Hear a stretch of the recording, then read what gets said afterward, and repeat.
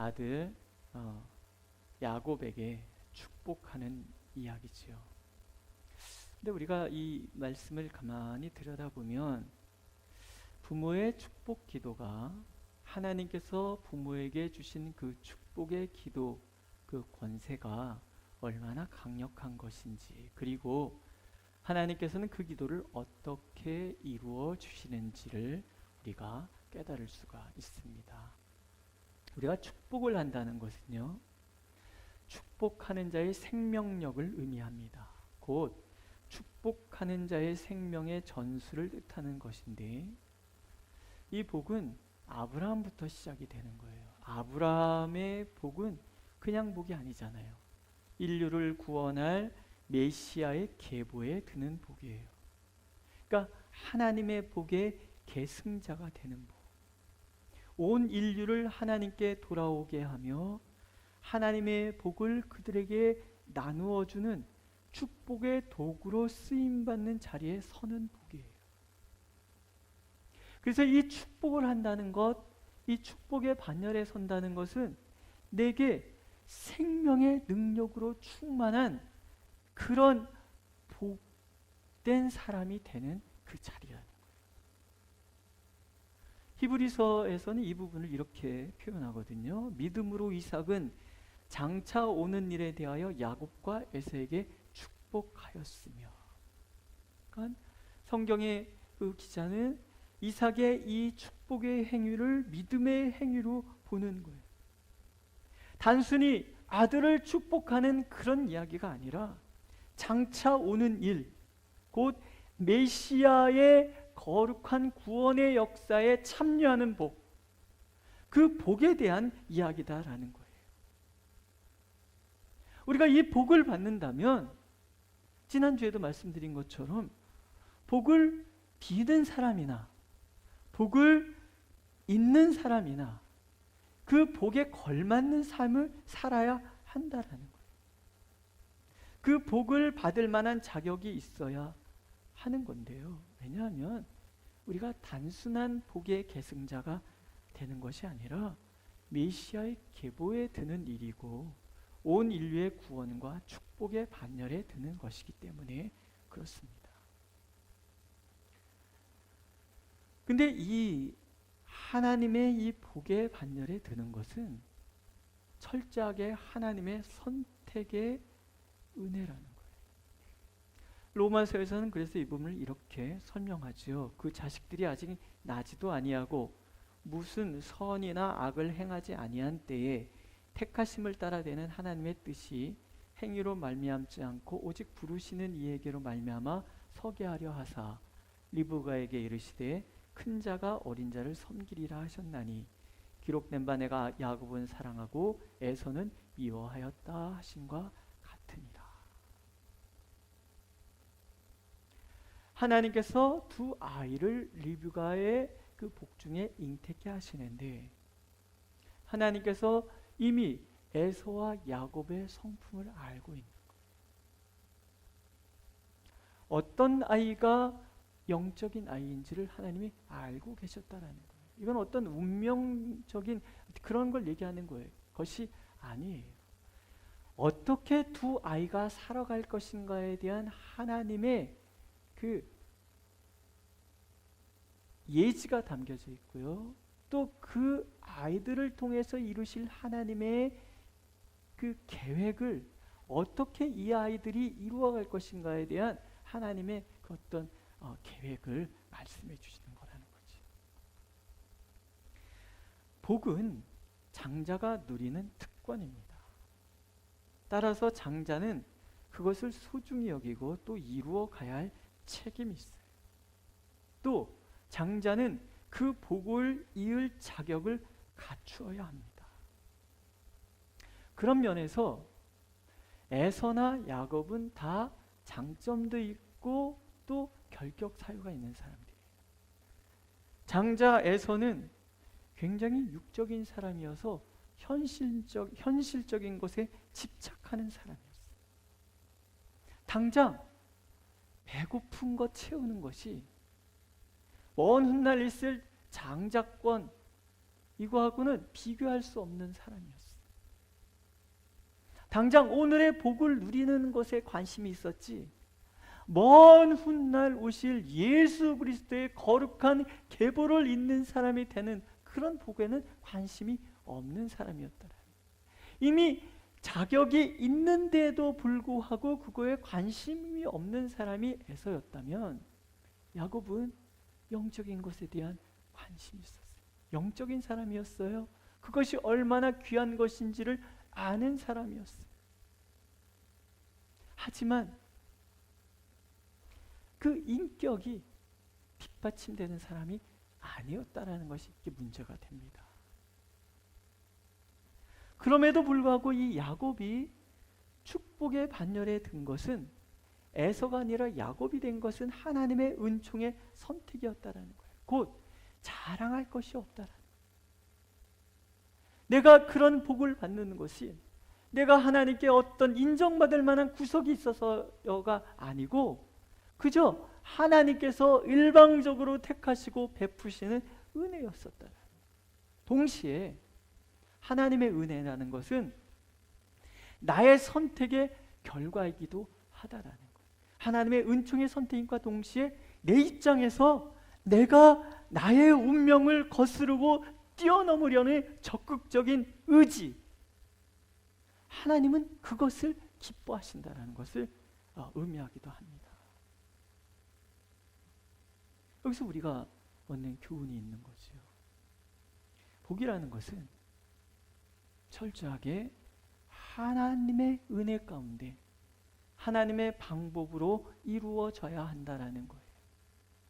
인간의 술수와 모략으로 계승되는 것도 아니고 나의 어떤 조건에 내가 어떤 조건에 합한 그런 조건적인 것도 아니라는 거예요. 하나님의 선택과 하나님이 베풀어 주시는 그 조건 없는 사랑, 그 은혜만이 내가 하나님의 복의 계승자가 될 수 있는 방법이라는 것을 하나님 우리가 알기를 원하십니다. 이미 아이들이 태어나기 전에 리브가가 20년 동안 잉태하지 못하잖아요. 하나님께 기도합니다. 20년을 기도를 한 거예요. 아이를 위해서. 근데 하나님께서 신탁의 말씀을 주시잖아요. 큰 자가 어린 자를 섬길 것이다. 두 민족이 내 태중에 있구나. 그러나 큰 자가 어린 자를 섬길 것이다. 리브가가 들었든 이삭이 들었든 하나님의 이 약속의 말씀을 다 들었단 말이죠. 그런데 이삭은 잊어버린 것 같아요. 그것을 가볍게 생각하거나 또는 부정했다라는 거죠. 그래서 인위적인 방법으로 큰아들 에서에게 축복을 하려고 해요. 왜? 장자니까. 장자가 축복권을 계승해야 된다는 이 전통적인 가르침을 그냥 무의식적으로 따랐다라는 거예요. 근데 그가 야곱이 그 축복을 가르쳤다는 것을 알았을 때 두려워하잖아요. 야곱이 왔어요. 앞이 잘 안 보였던 것 같아요.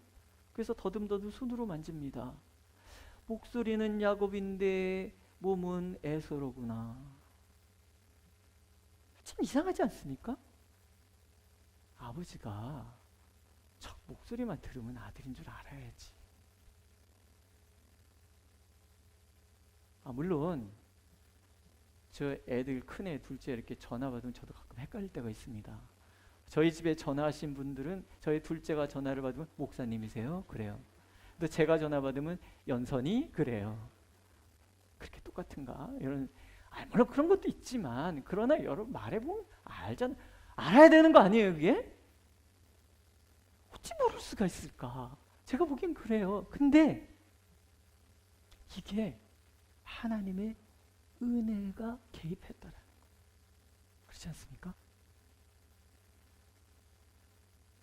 그가 두려워 떨었던 이유는 축복을 누군가가 속여서 가르쳤다는 것 때문에 두렵기도 했지만 아차 싶은 거죠.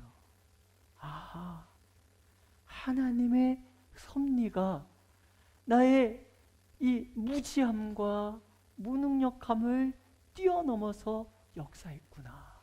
그래서 두려워 떨었던 거 아니겠습니까? 리브가를 보세요. 리브가는 쌍둥이를 키우면서, 이 교회에는 쌍둥이가 많으시더라고요. 손주 쌍둥이 뭐 이렇게 많으세요? 그 쌍둥이를 키워보신 분들은 알지요. 이렇게 키우면서 두 아이가 너무 다르다. 안 키워보셔서 모르시죠? 그 권영남 권사님, 그 손주가 쌍둥이라며요. 애들이 다르죠? 에이, 다르다.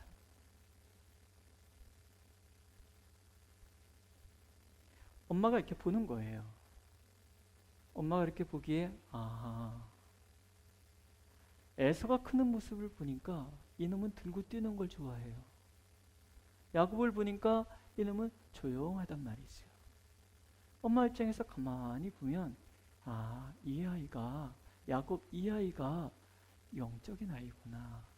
이 아이에게 이 영적인 복이 계승되는 것이 맞구나. 이런 거를 엄마가 본능적으로 아는 거예요. 야곱이 훨씬 장자로서의 품격을 가지고 있다고 엄마가 판단했던 거겠죠. 그가 하나님의 계시를 잊지 않고 기억하는 이유는 아이들의 성장 과정을 지켜보고 있었기 때문에 그런 거예요. 그러나 그것이 하나님의 마음이라는 것을, 또 계획이라는 것을 알았다면, 리브가가 진정 기도하는 사람이었다면요, 그걸 하나님께 맡겨야 되는 거예요. 근데 리브가는 귀가 아주 발달한 사람이에요. 남의 얘기를 잘 들어요. 하나님의 음성도 잘 듣지만 아버지하고 에서가 얘기 나누는 것도 잘 듣고, 에서가 야곱 죽이겠다고 씩씩대는 것도 잘 듣고, 어찌 이렇게 남의 얘기를 잘 들을까요? 근데 그게 긍정적인 면으로도 쓰임받지만 오늘 본문에서는 부정적으로 쓰임받고 있는 거예요. 성급하게 앞을 잘 못 보는 남편의 약점을 이용해서 야곱이 복을 가로채도록 만들었다는 거예요. 그 준비 과정이 얼마나 치밀한가 보세요. 들염소를 잡아야 되는데 집에서 키우는 양도 아니고 염소를 딱 잡고 요리를 하고, 아버지 입맛에 딱 맞게, 그렇잖아요. 지금 나이가 약 40, 야곱이 40이니까 60년을 같이 살았으니 어찌 그 입맛을 딱딱 못 맞추겠어요, 그죠? 딱 맞춰서 요리하고, 그 다음에 에서는 털이 북실북실한 사람인데 야곱은 맨질맨질하니까 에서의 향취를 풍기려고 에서 옷 입히고, 여기다가 양가죽으로 이렇게 탁 싸서 털복숭이 만들어주고, 목에 매끈매끈한데 다 입히잖아요. 그리고 야곱이, 나 이러다가 축복은 고사하고 저주 받으면 어떡해요? 그러니까는, 걱정하지 마. 저주는 내가 다 받을게. 너는 그냥 가서 복만 받아. 이렇게 얘기를 하는 거예요. 딱 보면 누구랑 같아요? 오빠 라반하고 똑같아요. 라반, 리브가, 야곱의 아이들, 이 속이는 DNA를 타고난 것 같아요. 야, 어떻게 집안 자체가 이러냐, 이런 생각 안 드십니까? 저는 성경 읽을 때 그런 생각하면서 읽거든요. 하나님의 계시를 믿었기 때문에 저주는 내가 받을 것이다, 이렇게 담대하게 얘기했을 수도 있어요. 하지만 이 말은 슬쩍 때가 되면, 하나님 약속하셨으면 이것을 계승해야지, 지금 우리 남편이 에서한테 축복하도록 이렇게 내버려 두는 게 말이 됩니까? 하면서 책임을 누구한테 돌리는 거예요? 하나님 앞에 슬쩍 돌리는 그런 행위. 또 야곱을 보세요. 이 사람 욕심에 눈이 멀었어요. 맛이 간 거야 이게. 이 분명히 본인도 알고 지금 치졸한 사기극을 지금 엄마랑 자기랑 이 편먹어가서 지금 아버지 사기치는 거잖아요. 그러면 제대로 된 영적인 사람이라 그러면 이렇게 얘기하죠. 어머니, 이런 편법은 안 됩니다. 하나님께서 하시는 일인데 시시하게 이런 편법을 하나님이 동원하시겠습니까? 저는 정정당당하게 복을 받겠습니다. 이건 성숙한 인간 얘기죠.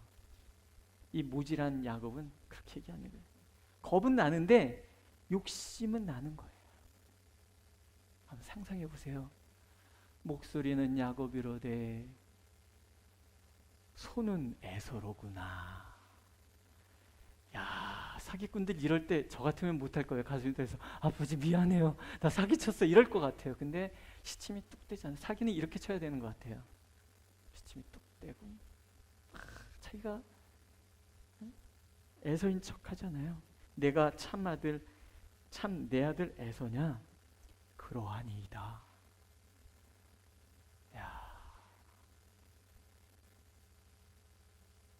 욕심.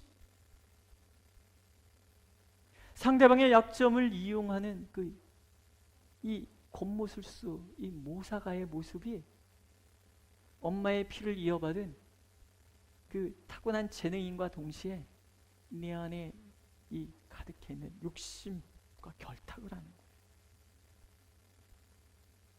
내 운명은 내가 개척한다. 만용이죠. 하나님 앞에서의 만용. 에서를 또 보세요. 장자권을 가볍게 여깁니다. 성경이 그것에 대해서 판단하잖아요. 이는 에서가 장자권을 가볍게 여겼기 때문이다. 소홀히 여겼다. 왜냐하면 현실적인 사람인 거예요. 눈에 보이는 게 중요한 사람이에요. 영적인 것은 눈에 보이는 게 아닙니다. 먼 훗날 아주 몇천 년 뒤에 일어날 약속이기도 하고요. 근데 그것을 보는 안목은 현실적인 눈을 가진 사람에게는 전혀 형성되지 않는 거예요. 보십시오.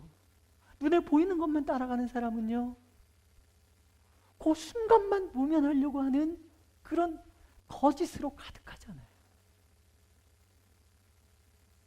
사람이 멀리 보고 굵게 살아야 되잖아요.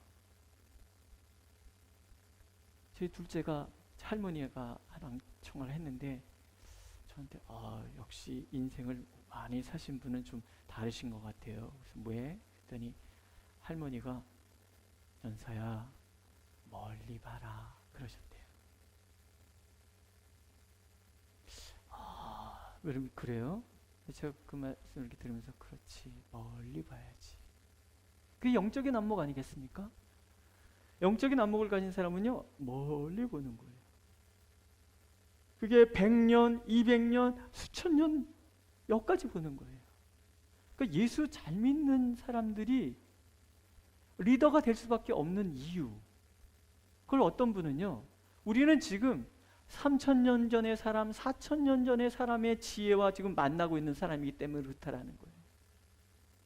시시하게 눈앞에 보이는 거 가지고 요 순간을 모면하기 위해서 금방 거짓말하고 금방 거짓말 들통날 거 뻔한데 금방 거짓말하고 금방 거짓말하는 그런 시시한 사람 아니라는 거예요. 멀리 보는 거예요.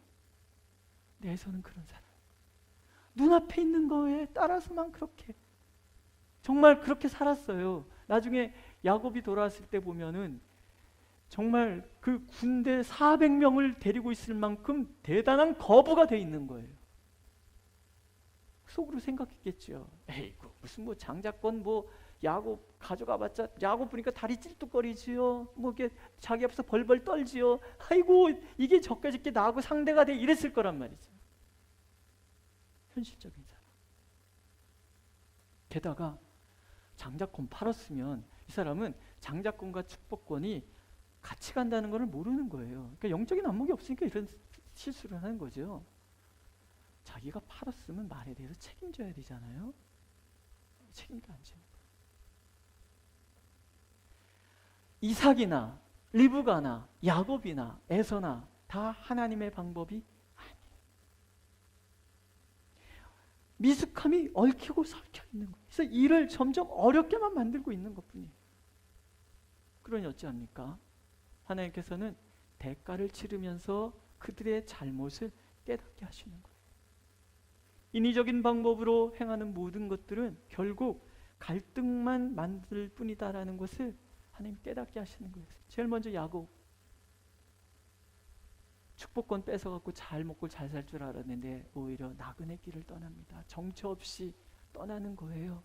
아주 굉장한 그 클래식한 명곡이 있잖아요. 오늘도 걷는다마는 정처 없는 이 밭길, 뭐 이런 거.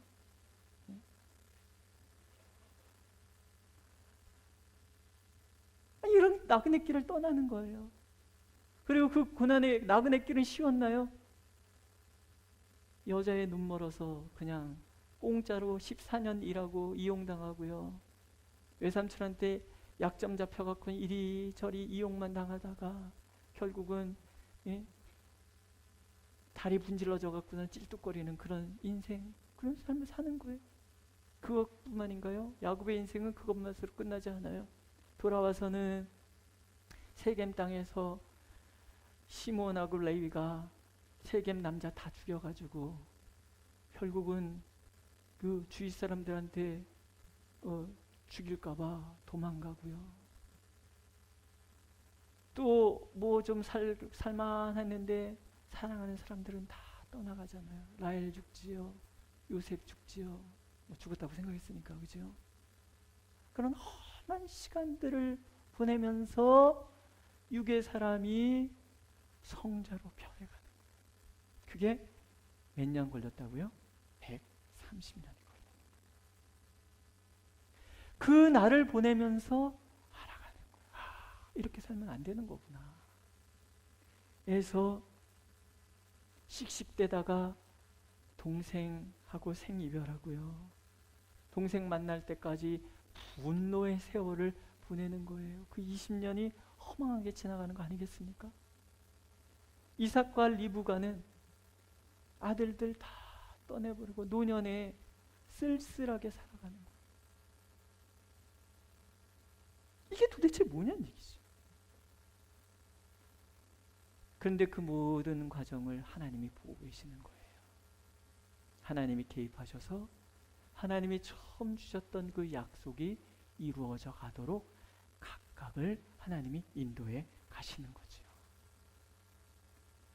그럼에도 불구하고 얽히고 설킨 이 인간의 어리석은 과정에 개입하신 하나님의 그 은혜, 이 축복의 의미를 우리가 깨닫는 것은 굉장히 중요한 거예요. 이삭이 하나님의 말씀을 무의식적으로 무시하고 리브가는 정당한 방법을 사용하지 않고 감정 조절에 미숙하고 행동이 성급한 에서의 실수가 있었고 야곱의 욕심이 있었지만 하나님은 그럼에도 불구하고 이 모든 것을 히브리서를 통해서 믿음의 행위다라고 표현해 주시더라는 거예요.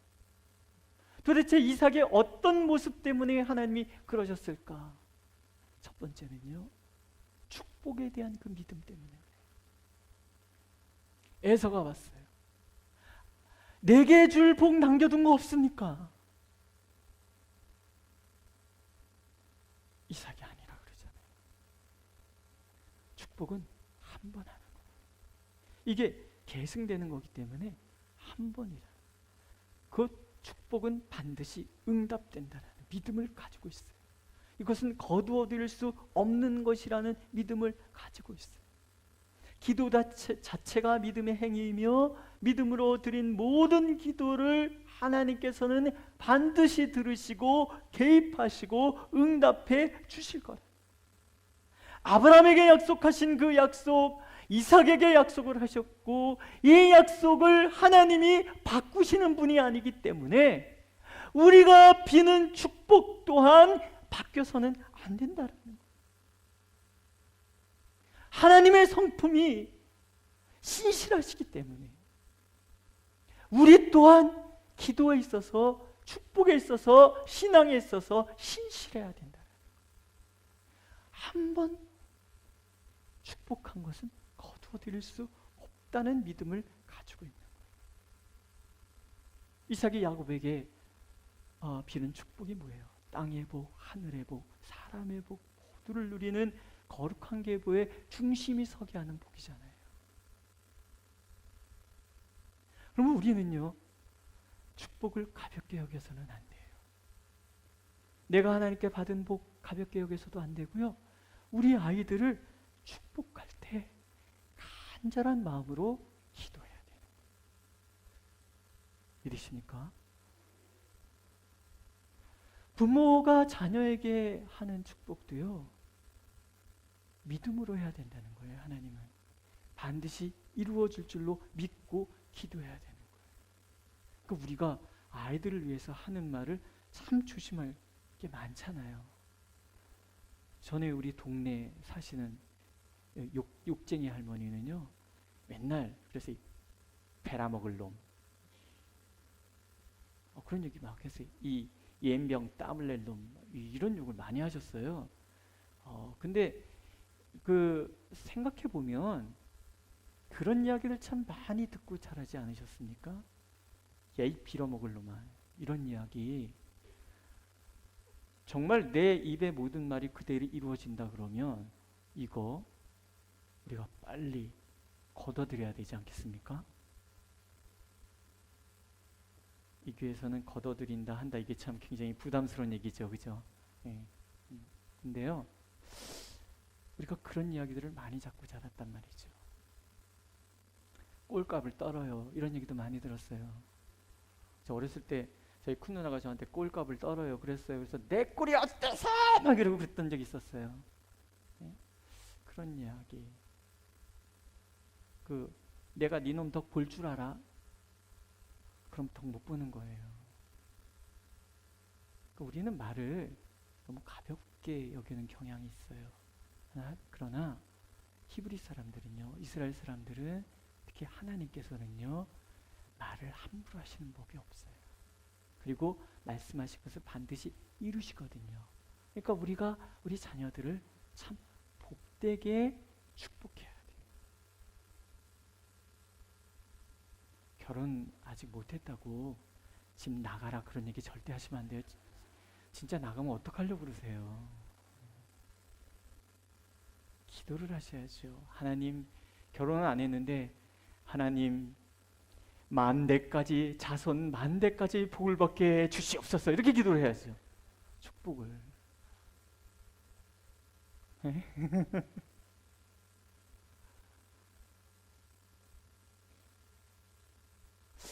이런 복에 대한 우리의 마음을 하나님은 갖기를 원하시는 거예요. 우리가 새벽에 읽은 이사야 말씀이 그렇잖아요. 내가 지을 새 하늘과 새 땅이 내 앞에 항상 있는 것 같이 너희 자손과 너희 이름이 항상 있으리라, 여호와의 말이니라. 하나님이 너희 자손을 먼저 세워요.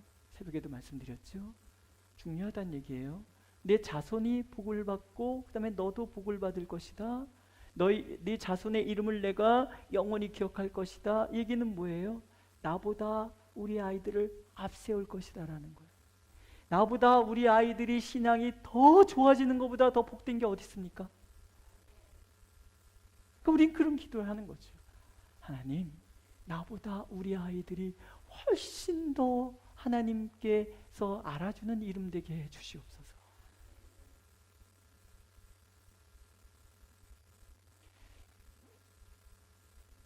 경험적으로 아시지 않으십니까? 저희 아이들을 이렇게 가만히 보면요, 제가 40대에 깨달은 것들을 이미 20대에 알고 있어요.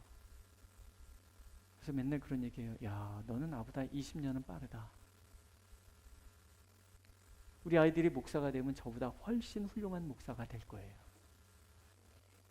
그거 굳이 아멘 안 해주셔도 돼요. 너무 감사해요. 우리 아이들이 나보다 훨씬 신앙의 복을 받은 사람이 되는 거, 나보다 하나님이 더 깊이 알아주는 이름이 되는 거, 우린 그것을 믿고 구해야 된다는 거죠. 그 다음에 하나님의 계획을 바꿀 수 있는 것은 없다라는 거예요. 인간의 그 인위적인 활동 속에서도 하나님은 개입하셔서 하나님의 예언을 성취해 가시잖아요. 이삭이 당황할 정도로 그렇게 하신단 말이죠. 이삭은 그 믿음을 가진 거예요. 아하, 우리가 연약할지라도 하나님은 우리의 어리석음 속에서도 개입하셔서 권능으로 인도해 가시는구나. 그러니까 두려울 수밖에 없지 않겠습니까? 시편 37편에 이런 말씀이 있습니다. 여호와께서 사람의 걸음을 정하시고 그의 길을 기뻐하시나니 그는 넘어지나 아주 엎드러지지 아니함은 여호와께서 그의 손으로 붙드심이로다. 우리의 걸음걸음을 하나님이 다 계획하시는 거예요. 내가 한 걸음 뛰고 나면 그 다음 걸음을 하나님께서 예비하시고 또 다음 걸음을 예비하시는 거예요. 그래서 그 걸음걸음들을 모아보면 길이 되는 거거든요. 걸음을 정하시고 그 길을 하나님이 기뻐하시는데 그 기뻐하신 그 계획을 이루시기 위하여 하나님은 결코 우리가 넘어지도록 내버려 두시는 법이 없다라는 거예요. 이게 우리의 믿음인 거죠. 두 가지를 생각할 수 있지 않습니까? 우리가 약속의 길을 걸어갈 때는 이 믿음이 필요한 거예요. 왜냐하면 약속과 성취의 사이에는 간격이 있잖아요. 시간이 필요하다라는 거예요. 간격이 있다라는 것은 그 안에 수많은 감정, 수많은 사건, 수많은 유혹과 방해도 존재한다는 거거든요. 이 간격과 시간이 주는 장애를 뛰어넘기 위해서 우리에게 필요한 것은 믿음인 거예요. 반드시 약속을 지키는 하나님의 신실하심에 대한 믿음이 있어야 되고요. 모든 약속을 방해하는 장애 요소를 뛰어넘게 만드시는 하나님의 능력에 대한 믿음이 있어야 되고요. 날마다 나를 찾아오셔서 나를 일으켜 세워주시는 그 하나님에 대한 믿음이 있어야 되고요. 부족한 나를 있는 그대로 용납해 주시는 하나님의 그 포용의 사랑을 믿어야 되는 거예요. 예수께서 말씀하시잖아요. 내가 곧 길이요 진리요 생명이니 나로 말미암지 않고는 아버지께로 올 자가 없느니라 그런다. 물론 이게 구원에 대한 얘기이기도 하지만 이것이 하나님의 약속의 성취를 향하여 나가는 우리들을 위한 말씀이기도 하다라는 거예요. 우리가 그 길을 걸어가는데 예수께서 길이 되어주시는 거예요. 우리가 그 길을 걸어가는데 예수께서 생명이 되어주시는 거예요. 예수께서 진리가 되어주시는 거예요. 주님이 그 길이 되어주시니 우리가 길을 벗어날 이유가 없고요. 주님이 나의 생명이 되어주시기 때문에 누구도 나의 생명을 죽음으로 이 길을 막아낼 존재는 없다라는 거예요. 진리 되신 예수께서 우리를 인도하시기 때문에 우리가 어찌 불의한 길로 나갈 수 있겠는가? 그러니까 반드시 성취를 향하여 나가는 거예요. 아버지의 약속을 향하여 나가는 거예요. 하나님의 그 구원의 반열, 은혜의 보좌 앞으로 우리가 나갈 수밖에 없는 거예요. 누가? 예수 그리스도께서 우리를 지켜주시니까. 그게 믿음이라는 거예요. 우리 이걸 늘 깨닫는 거예요. 또 하나는 우리가 믿는 축복은 하나님의 계획을 이루는 축복이 되어야 하지 우리의 욕심을 이루기 위한 축복이 되어서는 안 된다라는 거예요. 결국 자격 없는 자는 연단을 받을 수밖에 없어요. 성경에는요, 완전한 사람들이 나오는 것이 아니라 좀 모자라는 사람들이 나와요. 근데 그 모자라는 사람들이 모자라는 행동을 하는데 하나님의 지혜가 함께 하셔서 그 모자람이 축복으로 변해가는 이야기로 가득해 있다라는 거죠. 우리가 하나님을 믿고 우리의 길을 뚜벅뚜벅 걸어갈 수 있는 이유, 그것은 늘 나와 함께 하셔서 나를 붙들어 주시고 인도해 주시는 하나님이 계시기 때문에 그래서 우리는 담대하게 기도할 수 있는 거예요. 우리 자녀들 위하여 축복하여 기도하면 하나님이 그 기도를 들으시고 그 아이들의 삶에 개입해 주시는 거예요. 비록 지금은 멀리 가서 처량하고 고난 삶을 사는 것 같아 보인다 할지라도 그곳에도 하나님이 계셔서 내 손잡아 이끌어 주시는 거예요. 그래서 우리 자녀들이 하나님의 거룩한 판결에 반드시 들 수 있도록 하나님이 만들어 주시는 거예요. 그러니까 우리 기도 안 할 수 없죠. 믿음으로 기도하는 거예요. 그리고 우리는 또 마지막으로 기도할 것이 그에 걸맞는 삶을 살게 해주십시오라고 기도해야 되는 거예요. 지난주에도 말씀드렸잖아요. 복을 받으려면 받을 준비가 되어 있어야 되는 거예요. 예수를 믿으면 다 복을 받죠. 그러나 처음부터 그 복을 누릴 수 있는 것은 아니에요. 그 복을 누릴 만한 인격이 돼야 되는 거예요. 그 걸음이 돼야 되는 거예요. 오늘 설교 준비하다가 검색하다가 우연히 눈에 띈 걸 봤어요. 어떤 청년이 복권에 당첨이 17억, 3억을 세금 내고 나니까 14억이 걸렸대요. 처음에 결심을 단단히 했대요. 나 이 돈 잘 써야지 그랬는데 갑자기 14억이 들어오니까 흥청망청 쓰기 시작한 거예요. 8달 만에 다 써버렸대요. 이렇게 팁으로 막 몇백만 원씩 막 주기도 하고 막 이렇게 쓰다가 보니까 금방 다 써버린 거예요. 근데 사람이 있잖아요. 그렇게 살아온 삶이 있잖아요. 어떻게? 흥청망청 살아왔으니 흥청망청 살려면 방법이 없잖아요. 그래서 은행털이가 된 거예요. 한 번 들어갔다 나오고, 2번 들어갔다 나오고, 3번 들어갔다 나오고. 왜 그랬을까요? 받을 만한 준비가 안 됐기 때문에. 하나님께서 우리에게 주신 복이 14억만 하겠습니까? 상상할 수 없는 엄청난 복을 하나님 우리를 위해서 예비하셨어요. 믿으십니까? 이 교회를 위해서도 예비하신 거예요. 그러나 그냥 주시는 법은 없어요. 그릇이 크면 클수록 연단도 큰 거예요.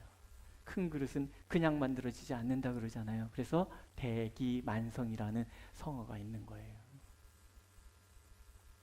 박창하 목사님 말씀처럼 옥동자는 그냥 나오지 않죠? 진통의 과정이 있어야 되는 거예요. 새벽에는 제가 말씀드렸어요. 제가 혼자 생각을 해봤어요. 그 이사야 말씀에 해산의 고통 없이 아들이 태어날 것이다. 이게 옥동자 아닐까? 그런 생각을 했어요. 그러면은 박창하 목사님이 와서 말씀하시는 그 시점이 예언의 시점이라고 보고 아이가 9달하고 10일 만에 나오니까 8월 말이나 9월 초에는 옥동자가 태어나지 않겠는가?